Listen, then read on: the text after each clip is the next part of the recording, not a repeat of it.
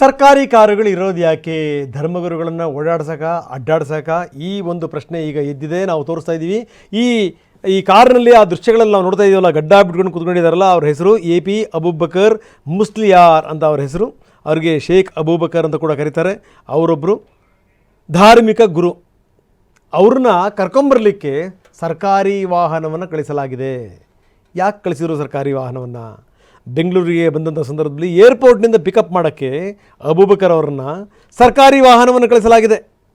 ಸರ್ಕಾರಿ ಕಾರು ಬಳಕೆಗೆ ಸಾಮಾಜಿಕ ಜಾಲತಾಣಗಳಲ್ಲಿ ತೀವ್ರ ಆಕ್ಷೇಪ ಕೂಡ ವ್ಯಕ್ತವಾಗಿದೆ. ಟ್ವೀಟ್ ಮುಖಾಂತರ ಯತ್ನಾಳ್ ಇದನ್ನು ಪ್ರಶ್ನೆ ಮಾಡಿದ್ದಾರೆ, ಆಕ್ಷೇಪ ಎತ್ತಿದ್ದಾರೆ. ಸರ್ಕಾರಕ್ಕೆ ಸಂಬಂಧವೇ ಇರದಂಥ ವ್ಯಕ್ತಿಯೊಬ್ಬರಿಗೆ ಪೊಲೀಸ್ ಭದ್ರತೆ ಯಾಕೆ ಅಂತ ಪ್ರಶ್ನೆ ಎತ್ತಿದ್ದಾರೆ. ಇದು ಪ್ರೋಟೋಕಾಲ್ ಉಲ್ಲಂಘನೆ ಆಗಲ್ವಾ ಅಂತ ಕೂಡ ಅವ್ರು ಕೇಳಿದ್ದಾರೆ. ಅಲ್ಪಸಂಖ್ಯಾತರ ಮತಗಳ ಮೇಲೆ ಕಣ್ಣಿಟ್ಟು ಧರ್ಮಗುರುವಿಗೆ ಸರ್ಕಾರಿ ವಾಹನವನ್ನು ನೀಡಲಾಗಿದೆ. ಬಸನಗೌಡ ಯತ್ನಾಳ್ ಅವರ ಟ್ವೀಟನ್ನು ಕೂಡ ನಾವು ನಿಮಗೆ ತೋರಿಸ್ತಾ ಇದ್ದೀವಿ. ಯಾಕೆ ನೀವು ಇಂಥವ್ರಿಗೆ ಕಾರ್ ಕಳಿಸಿದ್ರಿ ಅಂತ.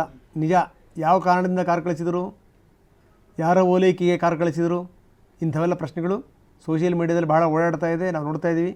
CM ಇಬ್ರಾಹಿಂ ಕೂಡ ಅವ್ರ ಜೊತೆಗೆ ಬರ್ತಾ ಇರೋದನ್ನು ಕೂಡ ನಾವು ನೋಡ್ತಾ ಇದ್ದೀವಿ. ಸೊ ಇವ್ರನ್ನ ಕರ್ಕೊಂಬರೋಕ್ಕೆ ಸರ್ಕಾರಿ ವಾಹನ ಹೋಗಿದೆ. ಸರ್ಕಾರಿ ವಾಹನವನ್ನು ಯಾಕೆ ಕಳಿಸಿದ್ರಿ? ಪೊಲೀಸ್ ಭದ್ರತೆಯನ್ನು ಯಾಕೆ ಕೊಟ್ರಿ? ಇದು ಶಿಷ್ಟಾಚಾರದ ಉಲ್ಲಂಘನೆ ಅಲ್ವಾ? ಇದು ನಿಯಮದ ಉಲ್ಲಂಘನೆ ಅಲ್ವಾ? ಇದು ಅಲ್ಪಸಂಖ್ಯಾತರನ್ನು ಓಲೈಸಲಿಕ್ಕೆ ನೀವು ಇಂಥವೆಲ್ಲ ಮಾಡ್ತಾ ಇದ್ದೀರಿ ಅಂದಿದ್ದಾರೆ ಯತ್ನಾಳ್.